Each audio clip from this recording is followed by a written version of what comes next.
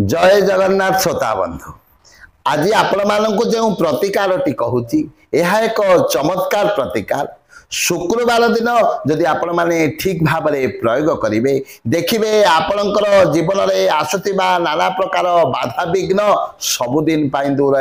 यह एक चमत्कार प्रतिकार तेणु शुक्रवार दिन समस्ते यहाँ प्रयोग करंतु ताहले कौन करेंगे शुक्रवार दिन सकाळे गोटे गिनारे दही को भरी करी नियंतु एवं आपणकर डाहाण हस्तर वृद्ध आंगुठी को एभली भाव में करी सही दही मध्य